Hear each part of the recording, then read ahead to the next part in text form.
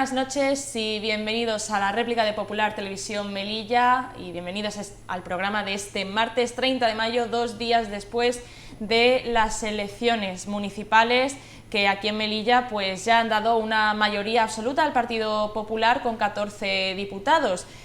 Vamos a hablar de cómo se ha desarrollado este proceso electoral, pero no solamente eso, sino es que ayer el presidente del Gobierno, Pedro Sánchez, anunció el adelanto de las elecciones generales para el 23 de julio y esto supone que ya se puede pedir el voto por correo para estos comicios. Así que también, debido a que Melilla se ha puesto en el foco mediático debido a ese presunto fraude electoral mediante el voto por correo, pues vamos a hablar un poquito de todo este proceso y de qué va a ocurrir también en estos comicios generales. Así que por ello contamos hoy en la réplica de Popular Televisión Melilla con el presidente de la Junta Electoral de Zona, con Miguel Ángel García. Así que primero pues le damos la buena noche, bienvenido y gracias por estar con nosotros. Hola, buenas noches y encantado de estar aquí. Antes de entrar en materia, y es que en estas elecciones pues se ha hablado mucho de la Junta Electoral, tanto de Zona como Central, primero preguntar cómo se trabaja dentro de la Junta Electoral de Zona, la cual preside, para unos comicios. Bueno, la función, que muchas veces la gente lo desconoce, de la Junta Electoral de Zona, es ser un órgano de transparencia y que vela por la fiabilidad del proceso electoral, o por decirlo de otra manera, nuestra misión es velar porque todo el proceso electoral se ajuste a la normativa que establece o que rige este proceso, que es la Ley Orgánica del Régimen Electoral General. Nosotros nos constituimos a continuación de convocarse las elecciones y bueno, nuestro papel es muy variado. Entre los más destacados es resolver las reclamaciones o consultas que presenten sobre todo candidaturas a las elecciones. Luego, pues una de las funciones más esenciales es velar o mirar si las candidaturas cumplen los requisitos. Lógicamente, para acceder al proceso electoral las candidaturas deben cumplir unos requisitos. De hecho, en alguna elección observamos que alguna candidatura no la cumplía y por consiguiente luego eso da lugar a pie a los correspondientes recursos. Otra de las funciones básicas es resolver, por ser de las más características, resolver las excusas que los miembros de mesa pues formulan para excusarse de la correspondiente designación y resolver también las denuncias que formulan partidos políticos, sobre todo, por ejemplo, cuando se falta la neutralidad de los poderes públicos en esos actos anteriores a la campaña electoral. Esas son básicamente las funciones, pero en definitiva actuamos bien de oficio, bien a instancia de parte, como consecuencia de cualquier denuncia e imponemos las correspondientes sanciones también cuando alguna de las candidaturas o personas que participan en el proceso pues infringen la normativa electoral. Antes de repasar un poquito cómo fue el proceso electoral de este pasado 28 de mayo, ya quería preguntar, debido a que se ha convocado unas elecciones generales, lanzar la cuestión de si hay posibilidades, no de si se va a hacer o si se va a pedir, si hay alguna posibilidad de que se aplicase de nuevo esa norma que se puso de pedir la identificación en las oficinas de correos para emitir el voto por correo, debido también pues a lo que ha pasado con los comicios municipales en Melilla. A ver, la regla, como todos sabemos, de la LOREG es no exigir esa identificación personal, aunque realmente la LOREG distingue 3 momentos muy básicos en lo que se refiere al voto por correo. Un primer momento, que es la solicitud del voto por correo, hay que identificarse personalmente. Un segundo momento, que es en el que el cartero, el funcionario de correos, te lleva esa documentación en donde tiene que entregártela a ti y tienes que firmar, no se la puede dejar a ninguna persona. Y un tercer momento, que es la entrega del voto. En ese momento no es necesaria esa identificación. Lo cierto es que la LOREG, si bien no lo habla del término personalmente o no exige esa identificación, tampoco la excluye y habla en todo momento del elector, con lo cual incluso presume que debe ser la misma persona. Pero la interpretación que venía manteniendo la Junta Electoral Central es que en ese último momento no era preciso esa identificación del elector y que podía hacerlo cualquier persona a su ruego. Incluso la Junta Electoral Central, una semana antes de nosotros adoptar una decisión en sentido contrario, dijo que la LOREG ni de lejos exigía ese requisito. Bueno, nosotros, como consecuencia de las denuncias que había formulado en este sentido a algún partido político, nos vimos obligados a tomar una decisión, había pedido esa medida e intentamos justificar en contra de la doctrina mantenida por la Junta Electoral Central que era preciso ese requisito. Esa decisión no la avaló y no la confirmó la Junta Electoral Central, pero estableció esa excepción y exclusivamente para el caso de Melilla. En el resto de España no ha regido. Fruto de todos los supuestos fraudes electorales que se han producido a lo largo de todo el territorio nacional, yo estaba convencido, y mucha gente estaba convencido, de que para las próximas elecciones generales pues se iba a llevar a cabo esa modificación de la LOREC, pero lógicamente, como nos hemos visto sorprendidos por este nuevo proceso electoral, no se va a poder llevar a cabo esa modificación. El tema es si se aplica la decisión anterior que fue a unos comicios municipales a estas elecciones generales. En principio son procesos completamente distintos y por consiguiente yo entiendo, si es cierto que no nos hemos reunido todavía la Junta... Madre mía. No se preocupe. La Junta Electoral Central no nos hemos podido, perdón, de zona no nos hemos podido reunir para resolver esta cuestión, porque lógicamente nos reunimos el domingo y lo haremos en los próximos días, pero yo entiendo, todo sin perjuicio de lo que resolvamos, que será necesaria una decisión nueva y esa decisión deberemos ajustarla a las circunstancias del caso. Creo que nuestra intención sería exigir ese requisito, que además estoy seguro que en futuras reformas se va a llevar a cabo, porque además es básico, es fundamental y además contamos con unos antecedentes en esta misma ciudad y además ante unas solicitudes de voto por correo que superan muy mucho a lo que es la media nacional. También, aparte de que siempre en Melilla, en los últimos comicios, siempre ha sido mucho mayor el porcentaje de solicitudes de voto por correo, también se presenta el panorama de que estas elecciones generales van a ser en época estival. Esto también cambia mucho, no en Melilla solamente, sino a nivel nacional, porque al final las personas, los electores, pueden encontrarse de vacaciones, puede ser que haya un mayor número de personas que no se encuentren pues en sus ciudades, en sus localidades. Esto, claro, también se va a contemplarse en caso de que también pues se pida ese requisito de nuevo para pedir la identificación. Claro. A ver, este requisito, como hemos dicho, se deberá aplicar al caso en cuestión. Nosotros, cuando justificamos esa medida, que era contraria a la doctrina de la Junta Electoral Central, lo basamos en el importante número, en el excesivo número y desproporcionado número de solicitudes, que alcanzó un 20% y además completamente muy alejado de la media nacional. En este caso, además, partíamos de que no hay una circunstancia que justifique ese importante incremento de solicitudes de voto por correo.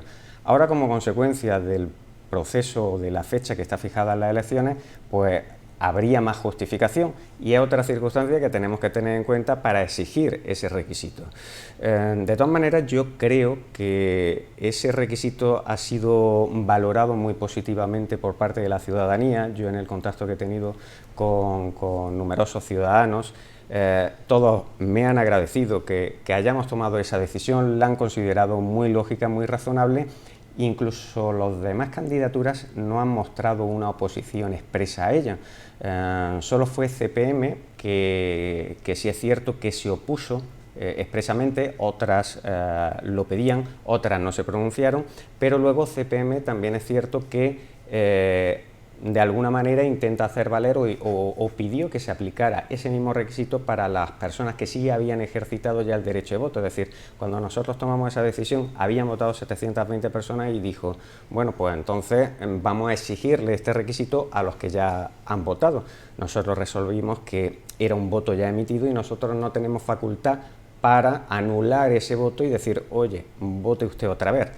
Entonces, entiendo que a lo mejor incluso cuando nosotros demos traslado a la candidatura, ninguna se va a oponer a que se adopte esa mayor garantía a la hora de votar. Haremos eso primero, dar traslado a ver si se oponen a esa decisión o a esa propuesta. Si no se oponen, no habrá ningún problema. Si se oponen, entonces tendremos que valorar todas las circunstancias del caso para tomar esa misma decisión o dejarla sin efecto. Es decir, va a haber una mayor previsión, ¿no? Porque al final esa medida se aplicó cuando, ya bien ha comentado, pues ya se emitieron 720 votos sin exigir esa identificación. Al final los que se emitieron, al final supone muchísima diferencia en cuanto a lo que después son los resultados. O sea, 720 votos, ¿cómo se valora? ¿Cómo se valora desde la Junta Electoral? Claro, nosotros lo que dijimos cuando Coalición por Melilla nos pidió ese requisito, a ver, entendíamos que se había producido una diferencia entre una serie de votantes y otros, pero también es cierto que partimos del requisito que nosotros consideramos, es decir, ese voto está emitido y la Junta Electoral no puede anular ese tipo de votos. Y también es cierto que esos votos se habían emitido conforme a la legislación y a la doctrina existente hasta ese momento, con lo cual eran perfectamente válidos y además no los podíamos anular. Por eso digo que quizá ahora yo entiendo que la Junta Electoral debe adoptar esa misma circunstancia y entiendo que probablemente muchas candidaturas no se van a oponer. Lo que intentaremos hacer en este caso es adoptar esa decisión antes de que comience el plazo para ya depositar el voto, es decir, a depositarlo a correo. Hoy ha comenzado el plazo para solicitar el voto por correo. Ahora mismo no recuerdo cuándo será el día en el que ya el elector, una vez recibida la documentación, puede llevarla a correo. Antes de que la lleve a correo, lógicamente deberemos pronunciarnos sobre si mantenemos ese requisito de la identificación o no operaría.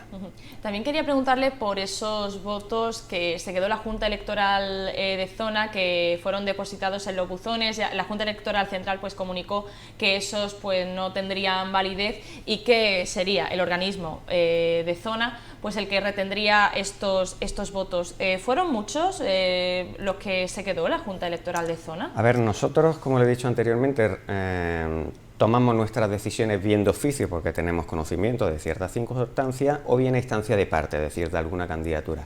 En este caso fue una candidatura, concretamente el Partido Popular, la que puso de manifiesto esta circunstancia y lo basaba en un rumor que había llegado a su conocimiento. Lógicamente la Junta Electoral entendió que eso podía suponer una infracción de lo que nosotros habíamos exigido, es decir, la identificación personal, y entonces adoptamos las medidas para solventarlo, que fue pues exigir que en vez de esos votos se llevaran a la mesa y confundieran a la mesa, que se remitieran a la Junta Electoral de Zona para nosotros custodiarlo. En realidad, todo voto por correo debe ser certificado. Si no es certificado, ese voto no es válido. Lo que ocurre es que Correos, cuando recibe esos documentos, esa documentación en los buzones, lo lleva directamente a la mesa, porque tiene como remitente, como destinatario la mesa. Nosotros pensamos, si había tal cantidad de votos por correo que no se habían emitido y que por consiguiente podían ingresarse en los buzones y remitirse a la mesa, lo que podía ocurrir es que la mesa se viera sobrepasada con una cantidad de votos por correo que tendría que valorar si se había certificado o no se había certificado, si era válido o no era válido y lógicamente con todos los representantes de las candidaturas pues dando su opinión y entonces nosotros creímos que lo más adecuado era que se nos remitiesen a nosotros. Adoptamos esa decisión y lo cierto es que nos ha sorprendido y es que han llegado poquísimos votos emitidos o que hayan sido entregados en los buzones a la Junta Electoral. Concretamente han llegado tres a día 28 de mayo, que fueron cuando se celebraron las elecciones. O sea que fueron poquísimos.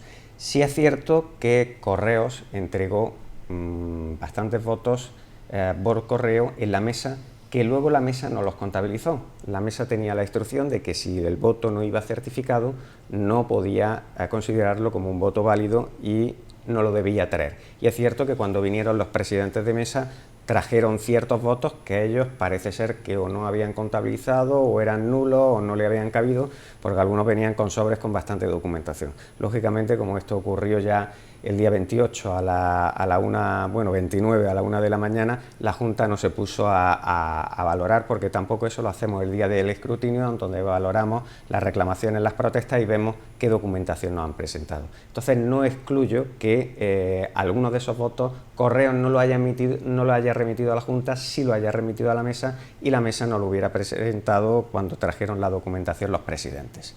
Entonces, claro, ¿qué ocurre con esos votos? Las instrucciones que tenía la mesa electoral es que los votos que no estaban certificados debían no valorarlos y traérnoslos a nosotros. No sabemos si lo que nos han traído algunas mesas, que sí se les ve con unos sobres bueno, con cierto grosor y con votos, son de ese tipo de votos o son votos declarados nulos y que lo han traído porque los votos nulos deben aportarlos a la Junta Electoral. Eso lo examinaremos el viernes, en donde realizaremos el escrutinio general. Precisamente le pregunto porque, bueno, según algunos medios nacionales pone que cerca de 4.000 papeletas ya válidas estarían bajo sospecha y que son poco más de la tercera parte de esos 11.707 solicitudes, pero hablo de las 4.000 papeletas válidas, según lo que se está dando en la investigación del presunto fraude electoral. No sé si esto tiene que ver al final pues un poquito con lo que ha ocurrido, con la validación de los votos. Lo de los 4.000 papeletas, ¿qué era exactamente? Ponían que había 4.000 papeletas ya válidas, que estarían bajo sospecha. No sé si tiene alguna información sobre esto. No. Vamos, la Junta Electoral no tenemos información al respecto. Lo que sabemos es que aproximadamente de los 11.000 votos se emitieron 5.000 o 5.000 y pico. Pero, disculpa, claro, es que he dicho los 11.707, 4.000 papeletas de los 5.814 votos validados. Vale. Perdón. Vale. Respecto de lo que pasó, bueno, pues no sé qué ha podido pasar. Realmente de esos 5.800 no sé cuántos llegaron a la mesa, supongo que la mayoría, pero no sé qué reclamaciones, protestas se han podido hacer. Sí es cierto que ha habido protestas por parte de algunas candidaturas porque manifestaban que los votos que habían sido emitidos antes de que la Junta Electoral tomase su decisión de la identificación personal, pues habían sido impugnados y consideraban que si la Junta Electoral tomó esa decisión el día 17 o 18, pues los anteriores no podían tener validez. Bueno, la mesa disponía de los sobres de voto por correo, introdujo los sobres de voto por correo, atendió a las reclamaciones, protestas y tomó la decisión oportuna sobre la validez o no de esos votos. Pero ya le digo, hasta que no abramos esos sobres con la documentación, leamos las reclamaciones y protestas, pues no sabemos exactamente, y además desconozco eso, el dato de los 4.000 que podrían no ser válidos respecto a los 5.000. Podría ser, según algunos medios nacionales digitales. También pues veremos qué pasa con esa investigación que la lleva Anticorrupción sobre ese presunto fraude electoral. Lo que está claro es que sí se validaron pues 5.814 votos, la mitad aproximadamente de lo que se solicitó.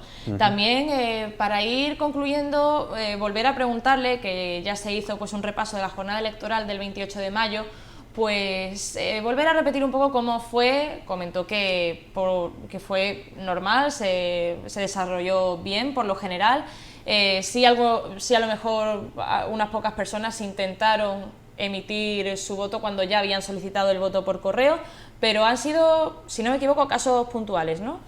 Sí, la jornada, como ya expresé, se desarrolló con bastante normalidad, aparte de las incidencias que se produjeron a primera hora de la mañana, básicamente porque hubo una descoordinación entre Policía Local y Delegación de Gobierno y llegó un poco más tarde la documentación, y los intentos de voto que se produjeron a primera hora de la mañana. Como expresé, se nos avisó por parte de una mesa de que un elector había ido con un papel de la Junta Electoral autorizándole a votar, pese a que era solicitante de voto por correo. En cuanto nosotros supimos eso, lógicamente el presidente no le dejó votar, y en cuanto nos pusieron de manifiesto esa circunstancia, nosotros lo pusimos en conocimiento a través del agente de Policía Nacional que tenemos allí en la Junta, para que lo pusiera de manifiesto a los demás agentes, y en el momento en que se presentase alguien con una documentación parecida, se identificase al elector y se recogiese esa documentación.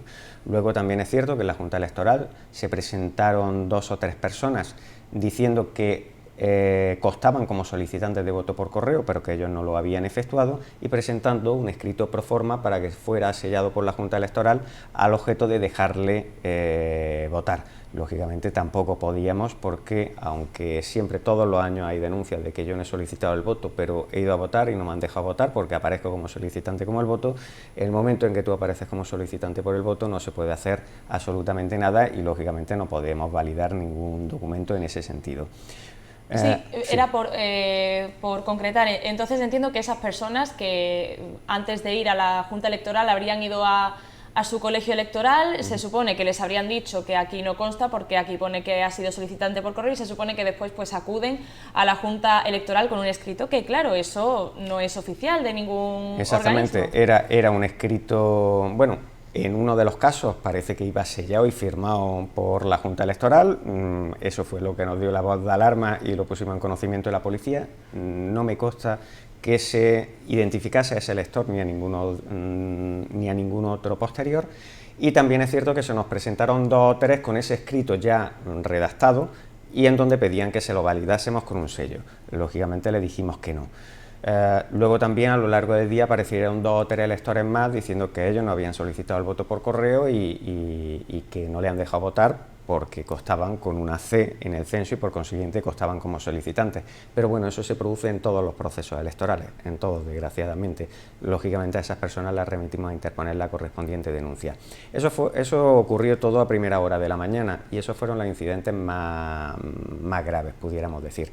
Al margen de eso, bueno, la Junta Electoral el día de las elecciones no para porque tenemos 2 líneas abiertas y bueno, como siempre decimos, estamos sobre todo ese día porque quien toma la decisión son los presidentes, son los miembros de mesa, estamos a disposición de ellos para resolver todas las consultas, para asesorarlos en cualquier momento y lógicamente ellos son los que toman la decisión, nosotros efectuamos una simple labor de asesoramiento, pero realmente ese día el teléfono no para. Sin perjuicio de eso, nos trasladamos, algunos se trasladaron a los distintos colegios, siempre pues para intentar reforzar a los presidentes de mesa, a los miembros de mesa, para cualquier duda, cualquier tema que tuvieran y sobre todo para ofrecerles confianza y ponernos a disposición de ellos. También sobre ese caso que parece ser que sí se coló un voto de una persona que se había solicitado el voto por correo y cayó en esa urna, ¿cómo actuó la mesa electoral o cómo tenía que haber actuado? A ver, lo correcto en ese caso, una vez el voto, este era un solicitante de voto por correo, supuestamente no podía votar, pero de alguna manera, no sabemos cómo, introdujo el voto. Bueno, en ese caso, lógicamente la urna no se puede abrir, solo se abre al finalizar la introducción de todos los votos a las 8:30 de la tarde. Tras votar, tras introducir el voto por correo y votar los interventores y miembros de la mesa. Bueno, hay 2 posibilidades. La primera es si ese era un solicitante de voto por correo, cuando nosotros estamos abriendo el voto por correo, cosa que se hace a partir de las 8 de la tarde, cuando cierran los colegios, pues a través del certificado, ese voto por correo siempre lleva un certificado del censo, que es el que comparamos con las personas que han votado dentro de la mesa. Bueno, pues lógicamente, una vez tenemos ese certificado, vemos si ese elector ha votado físicamente o no, y no introducir ese voto por correo.